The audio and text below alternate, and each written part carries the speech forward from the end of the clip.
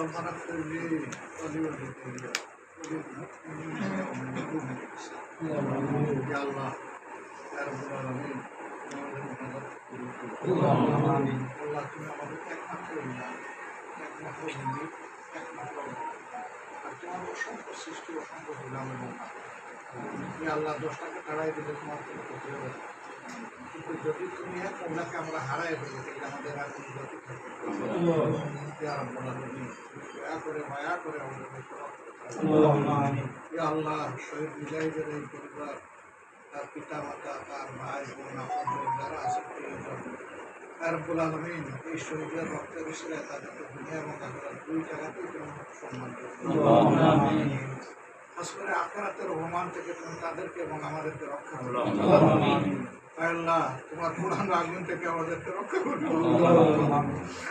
রব্বুল আলামিন এই আগুনের জ্বালা আমরা সইতে পারি আল্লাহ এখন আমাদেরকে পুড়াইয়া দাও আল্লাহ দুনিয়া যদি কিছু পরীক্ষা নিতে চাও না শহীদ হিসাবে কবুল করতে চাও আলহামদুলিল্লাহ রেখে দিতে চাও মানুষের খেদমতের জন্য তাও আলহামদুলিল্লাহ কিন্তু তুমি আখিরাতে আমাদেরকে অপমান এবং শাস্তি দিও না আল্লাহ এই পরিবারের প্রতি তুমি রহম সমস্ত শহীদ পরিবারগুলোর প্রতি তুমি রহম ইয়া রাব্বুল আলামিন গাজা শহীদদের উপর রহম আল্লাহ গাজা এবং ফিলিস্তিনবাসীর উপর তুমি রহম আল্লাহ তোমার শক্তি নিয়ে তাদেরকে শক্তি যোগান দেও আল্লাহ আল্লাহ তোমার শত্রু এবং তাদের শত্রুদের উপর তাদেরকে বিজয় দান করো আল্লাহ ইয়া আরহামার রাহিমিন দেশে প্রবাসে বিদেশে যে যেখানে আছে মাহবুদ আমাদের আপনজন প্রিয়জন সবাইকে তুমি নিরাপত্তার সাথে রাখো ইমানের উপরে রাখো আল্লাহ হালাল রুজির উপরে রাখো পরবর্তীকালে আলম আমাদের বাকি জিন্দগি তোমার সন্তুষ্টি এবং হেদায়েতের উপরে রাখো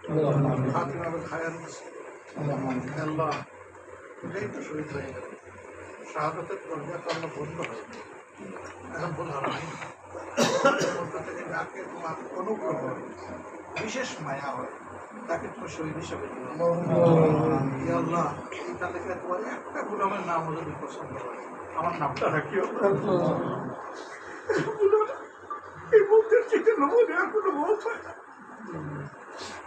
আল্লাহ